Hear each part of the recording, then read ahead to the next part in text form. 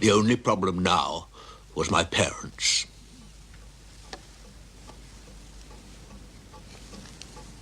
What are you making, Mother? Something that will cover the entire human body, dear.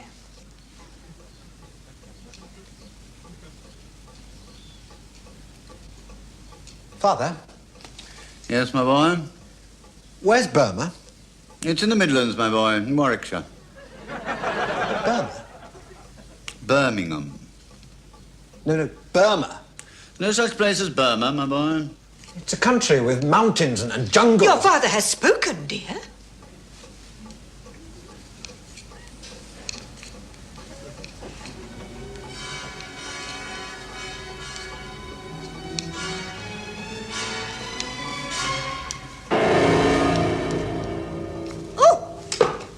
What are you doing, Mother?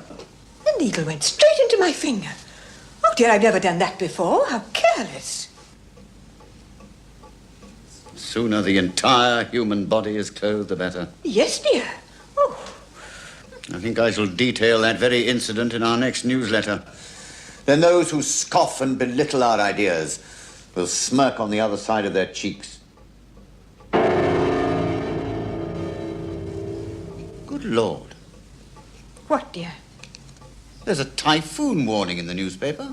In the Maidenhead Advertiser? Are you quite sure, dear? It's in very large type on the sports page. Oh, probably a misprint, dear.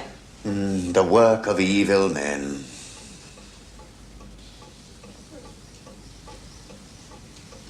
Isn't it near India, Father? What? Burma. Who on earth told you that? I saw it in an atlas. You are not to look at the atlas, my boy. It is an evil book. It's not. It's very useful. It is filled with lewd and lascivious ladies who know no better than to disport themselves for the carnal delight. That's not the atlas, dear.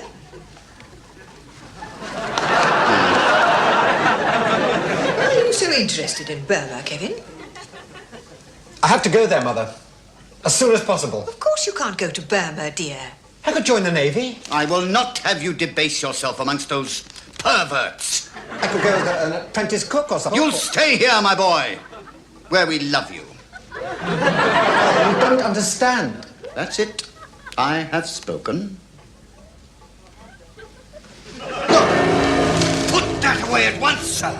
I have to return this to the tribesmen of the Naga Hills. Put away that object of sin and shame. It's a claw, Father. Claw, a clamp, you mean? A sexual device to tickle the jaded senses of old men? No, Give it to me. It's a curse. No one Give it to me at once, sir.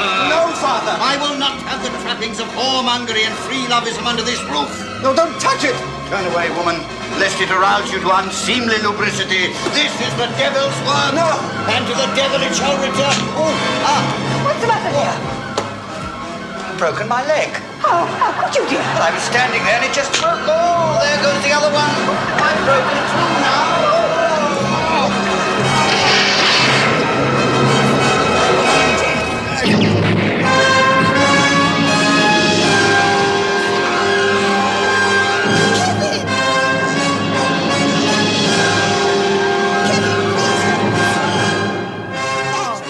The claw had already begun its evil work, and I knew that now there was little time left. I had to get to Burma somehow. I was lucky. I got a job as captain upon the Greasy Bastard, a tramp steamer which carried rubber goods and things for the weekend between London and Rangoon. It seemed an unbelievable stroke of luck, but I knew that sometime, somewhere, the claw would start to work its evil influence.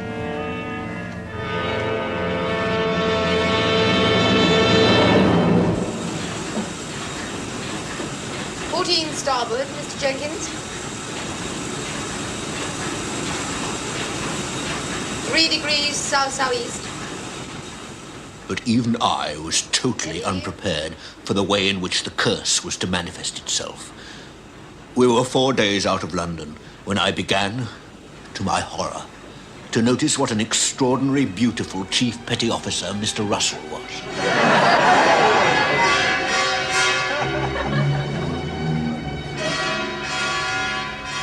Could the claw be taking its revenge in this cruel way?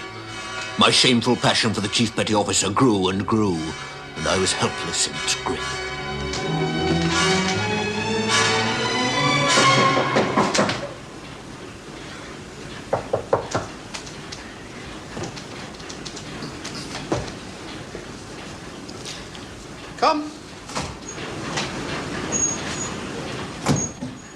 Ah, Mr. Russell.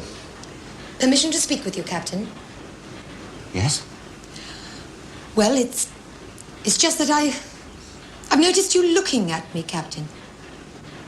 Well, I look at all the men, Mr. Russell. Just a born starer, I suppose. Not the way you've been looking at me, Captain. Please don't be offended, Mr. Russell. I'm not offended, Captain. That's what's worrying me. Worrying you? I don't know how to say this, Captain. What? Ever since you first took over the ship, I've felt attracted to you. Oh, my God. Does that repel you? I wish it did, Mr. Russell. I only wish it did.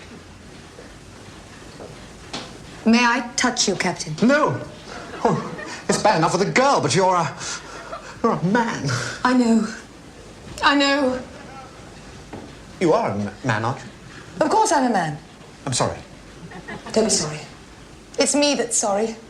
You don't know what it's like, trapped in this man's body. What are those? These? Yes. Oh, I've been putting on weight there ever since I was 16. It's a recognized medical condition. Have you been to a doctor? Doctors, surgeons. There's nothing they can do. They just say I'll grow out of it. Well, Mr. Russell, since you are a man, maybe it would be all right for me to rub something on them. It seemed as if the evil influence of the claw was tearing away the last shreds of my manhood and dignity. Would you, Captain? Oh, yes. Chief Petty Officer. And yet, at that moment, something changed, as if the power of the claw seemed for a moment to be suddenly weakening. That night, we discovered that Russell had been wrong. He was a woman, after all. It was a mistake anyone could have made in the sort of society in which we'd been brought up. We discovered that most of the rest of the crew were women as well. Free from the repressions of the world we left behind us, we began to talk frankly about ourselves and our bodies and our needs. I was happy for the first time in my life. Until one day, with the coast of Burma almost in sight, I realized once again I'd underestimated the power of the claw.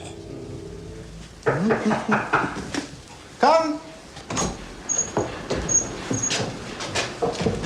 Ah, well, be in Burma by tomorrow, amen? All packed? We're not going to Burma, Captain. We're not going to Burma, Captain. What do you mean? We're practically there. It's too good here, Captain. We've all found a freedom and happiness we can never find anywhere else.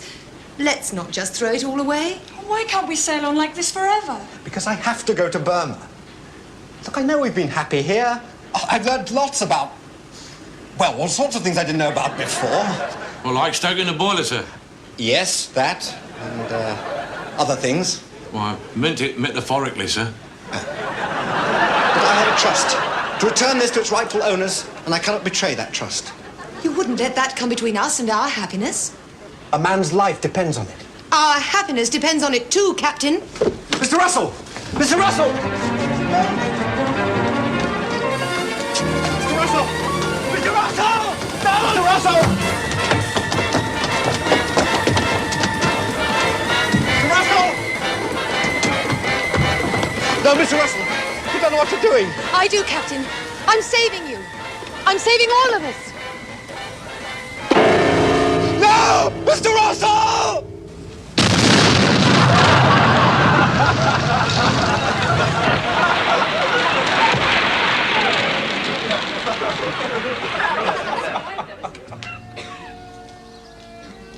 I was the only survivor. When I finally got home, a dreadful sense of foreboding gripped me as I returned to the house I'd loved so much.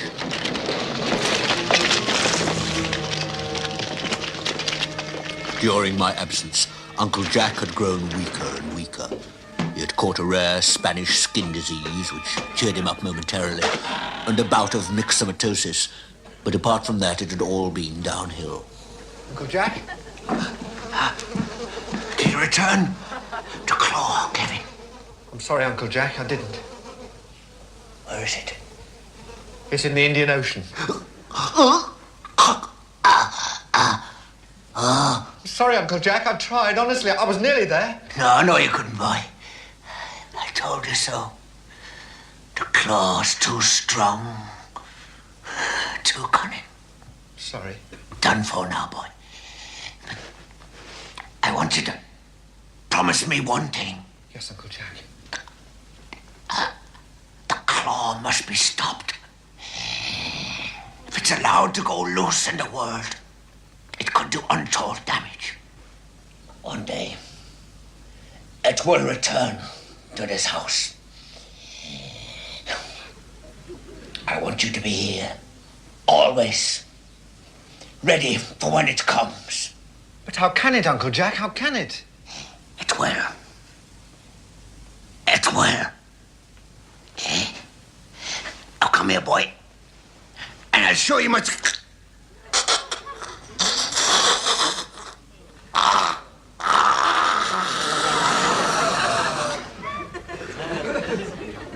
And so Uncle Jack passed away.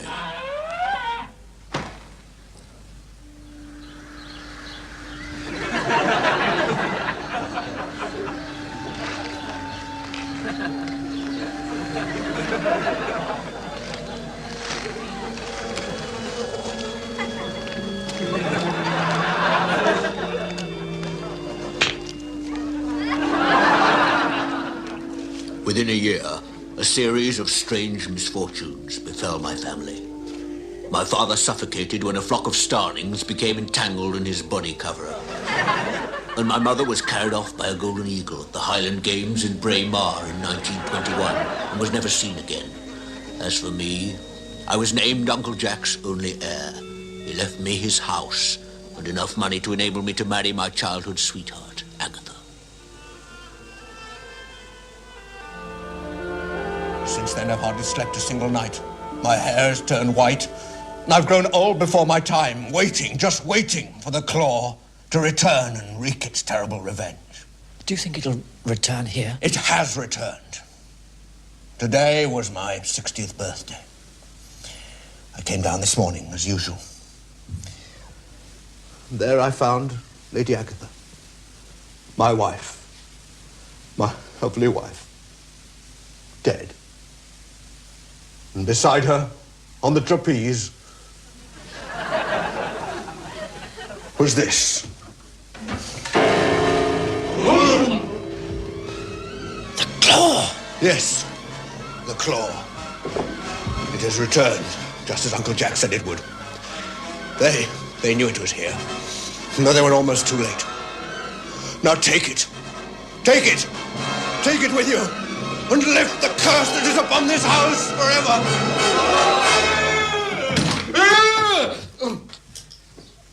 What's the matter, Grosvenor? There's a man in my bed, sir. I thought you liked that sort of thing. He's a smelly old man, sir, and he claims to have myxomatosis and... What? Yes, he's got a... The claw had one final, hideous trick to play on me. Uncle Jack. Oh, yes, sir. I'll go, Grosvenor.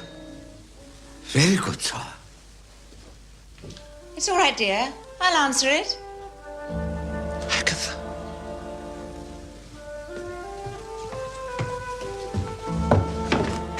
Agatha. Agatha? Agatha? I say, Agatha!